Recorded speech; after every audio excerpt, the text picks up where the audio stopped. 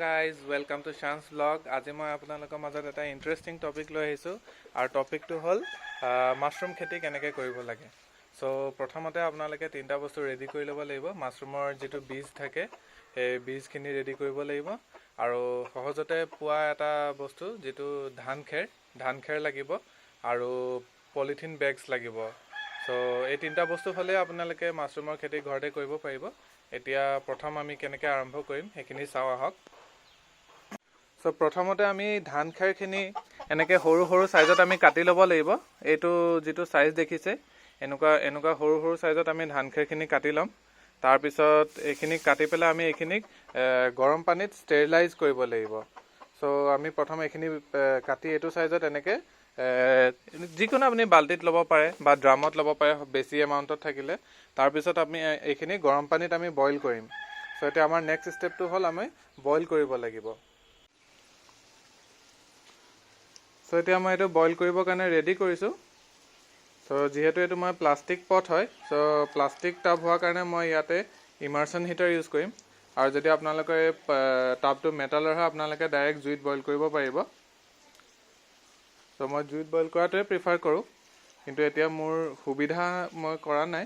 এইটো যিহেতু আপোনালোকক জাষ্ট ডেমো দেখাবৰ কাৰণে মই এটা পেকেট আপোনালোকক দেখাম কেনেকৈ মাশৰুমৰ খেতি কৰিব লাগে। সেইটো কাৰণে মই এতিয়া প্লাষ্টিক পটতে ইমাৰ্চন হিটাৰ ইউজ কৰি পেলাই বইল কৰিম।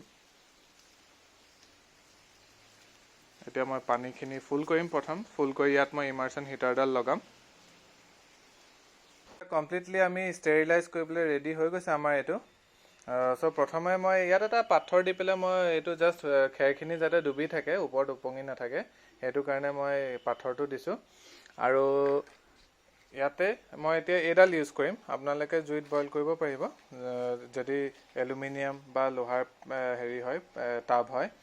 সো এতিয়া মই এইডাল ইউজ কৰিম ইমাৰ্চন হিটাৰডাল বইল কৰিবলৈ। সো মই এইডাল দি এতিয়া ছুইচটো দিছোঁ। সো আমি এতিয়া অলপ দেৰি ৱেইট কৰিম এইখিনি বইল হোৱালৈকে। সো বইল হোৱাৰ পিছত আমি তাৰ পিছৰ ষ্টেপলৈ যাম। আমাৰ খেৰখিনি বইল কৰা হ'ল। এতিয়া তাৰপিছত আমি বইল কৰাৰ পিছত এতিয়া আমাৰ নেক্সট ষ্টেপটো হ'ল আমি খেৰখিনি শুকুৱাম।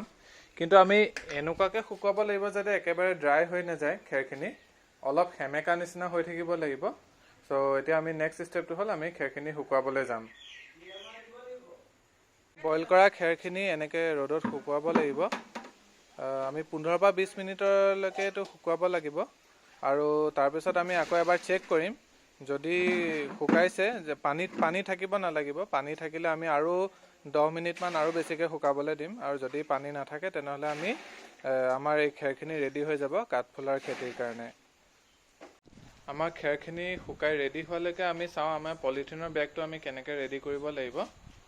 সো পলিথিনৰ বেগটো এইটো মই ৰেডি কৰি থৈছোঁ, তথাপিও মই বুজাই দিওঁ কেনেকৈ কৰিব লাগিব। এইটো বেগটো 4 চুকীয়া আপোনাৰ কিনিব পায় পিপি। সো এইটো শ্বেপত থাকিব আৰু ইয়াৰ তল ছাইডটো আমি এনেকৈ বান্ধি দিম। এই তল ছাইডটো এইটো কাৰণে বান্ধো যেতিয়া আমি ইয়াত খেৰখিনি সোমাম তেতিয়া এইটো মানে ৰাউণ্ড হ'ব, তলৰ এইটো গোল হ'ব শ্বেপটো। আৰু গোল হ'লে আমাৰ সুবিধা হয় কৰাত। সো আপোনালোকেও এনেকৈ পলিথিনৰ বেগটো ইয়াতকৈ ডাঙৰ চাইজো পায়। ইয়াত এতিয়া মই খুব বেছি 1, 2, 3টা লেয়াৰত কৰিব পাৰিম। কিন্তু আপোনালোকে যদি ইয়াতকৈ ডাঙৰ বেগ লয় 4টা 5টা লেয়াৰো কৰিব পাৰিব। সো ইয়াত মই 1টা বা 2টাহে কৰিব পাৰিম এইটো পেকেটত। সো ইয়াৰ পিছত আমি চাম কেনেকৈ আমি ইয়াত লেয়াৰ ৱাইজ আমি বীজখিনি দিম খেৰৰ মাজে মাজে। সো আমাৰ এই খেৰখিনি ৰেডি হ'ল। খালি সময় আজি অলপ বেছি লাগিলে, বতৰটো বেয়া আছিলে। বতৰটো বেয়া থকাৰ কাৰণে আজি এইখিনি শুকাওঁতে ভালেমান সময় লাগিলে। সো এতিয়া আমাৰ খেৰখিনি আমি ৰেডি হৈছে নে নাই কেনেকৈ চেক কৰিম। সো আমি খেৰ এক মুঠা এনেকৈ হাতত ল'ম। তাৰপিছত এনেকৈ আমি চেপি পেলাই চাব লাগিব যদি ইয়াত পানী ওলাইছে। যদি পানী ওলায় তেনেহ'লে আমাৰ খেৰখিনি ৰেডি হোৱা নাই, সেই পানীখিনি শুকুৱাব লাগিব। সেইটো কাৰণে আমি এতিয়া মোৰ খেৰখিনি এতিয়া মই চেপিছোঁ যদিও ইয়াত কোনো পানী ওলোৱা নাই, কিন্তু মই চুই পেলাই সেমেকা পাইছোঁ। তিতা লাগিছে চুবলৈ, কিন্তু ইয়াত কোনো পানী নাই। সো এতিয়া আমাৰ খেৰখিনি এনেকুৱা হ'লে আমি ৰেডি বুলি ধৰোঁ। আৰু এইখিনি এইখিনি মই আমাৰ কাঠফুলা খেতিৰ কাৰণে এইখিনি বীজ লৈছোঁ।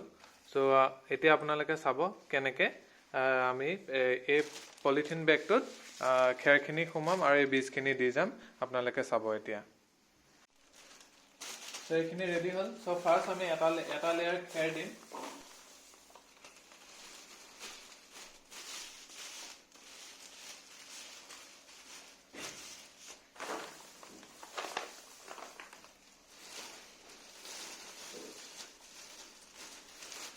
লেয়াৰখিনি ভালকৈ হেঁচিব লাগিব।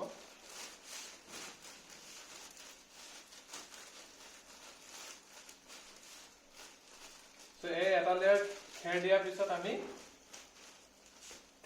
প্ৰায় আধা ইঞ্চিমান হ'লে ভাল হয় লেয়াৰটো। যিটো চাইডে কমি থাকে সেই চাইডে অলপ দি দিলে হ'ল।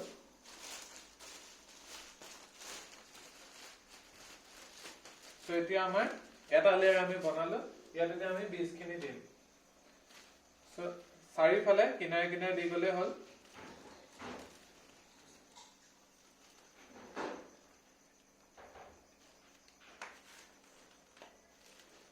এটা লেয়াৰত এমুঠিমান বীজ দিলেই হৈ যায়। তাৰপিছত এতিয়া আমি এই বীজখিনিৰ ওপৰতে আকৌ এটা লেয়াৰ বনাম।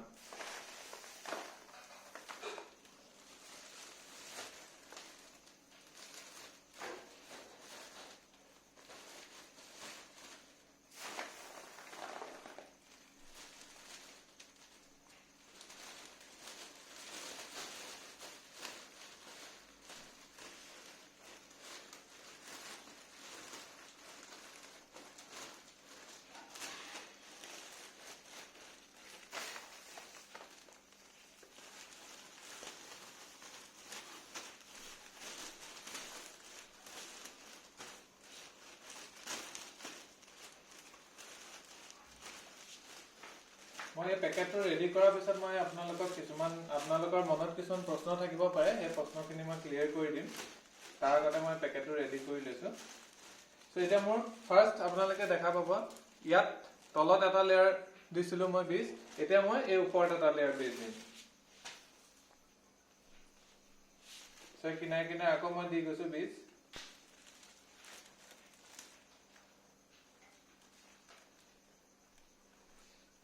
এমুঠি বীজ যথেষ্ট।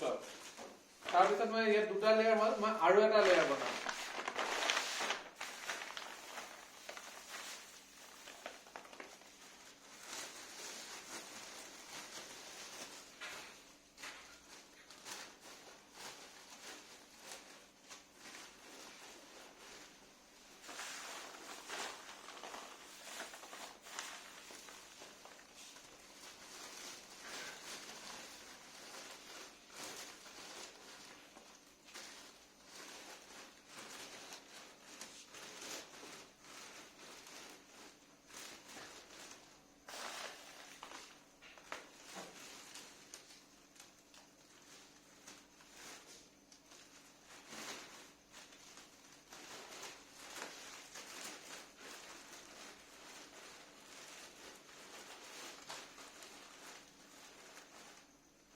দুটা লেয়াৰ আমাৰ অলৰেডি হৈ গৈছে। এতিয়া মই 3 নম্বৰ লেয়াৰ দিম বীজৰ।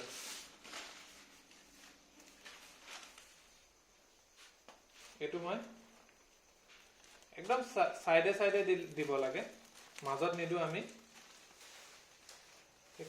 কিনাৰত বীজখিনি দি দিছোঁ।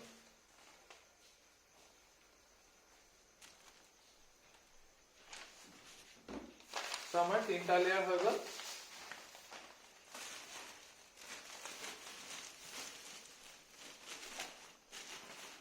আপোনালোকৰ পেকেটটো যদি ডাঙৰ হয় আপোনালোকে 5টা লেয়াৰ 6টা লেয়াৰ কৰিব পাৰিব, কিন্তু ইয়াত এইটো পেকেটটো সৰু যিহেতু মই 3টা লেয়াৰে কৰিম। ইয়াত 3টা লেয়াৰতকৈ বেছি নকৰোঁ।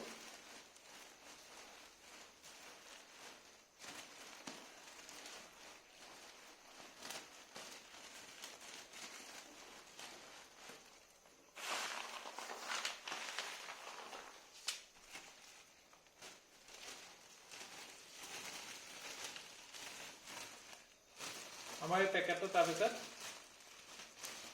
3টা লেয়াৰ দিয়াৰ পিছত মই এই পেকেটটো ৰাবাৰ বেণ্ড দি সিল কৰি দিম। তেতিয়া চাব মই পেকেটটো সিল কৰিম।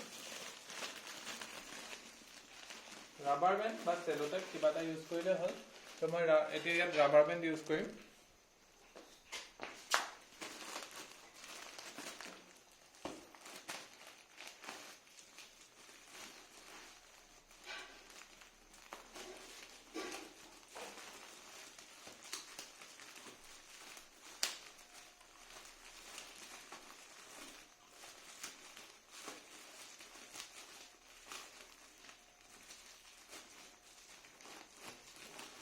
এতিয়া এইটো আমাৰ ইয়াত এটা দুটা তিনটা লেয়াৰ আছে ইয়াত এটা আৰু ইয়াত এটা তিনটা লেয়াৰ ইয়াত মাছৰুম আছে মাছৰুমৰ বীজ আছে তো এনেকৈ আপোনালোকে যিমান ডাঙৰ হ'ব পেকেটটো সিমানে আপোনালোকে বেছি কৰিব পাৰিব এইটো ওলমাই পেলাই ৰাখিব পাৰিব আৰু ইয়াক ৰ'দত নহয় ঘৰৰ ভিতৰত ৰাখিব লাগিব আৰু পাৰিলে আপোনালোকে যিটো ৰুমত থব সেই ৰুমত হিউমিডিটিটো কন্ট্ৰোল কৰিবৰ কাৰণে আপোনালোকে পানী এক বাল্টি ৰুমত থৈ দিব পাৰে তেতিয়া মাছৰুমৰ কোৱালিটিটো আৰু বেছি ভাল পাব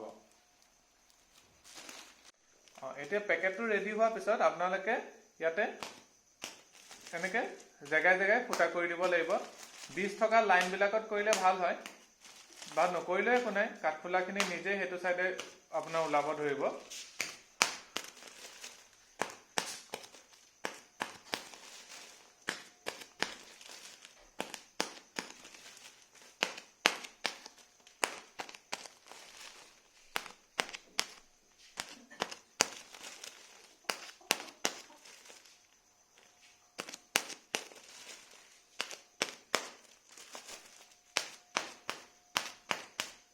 So এইখিনি আমাৰ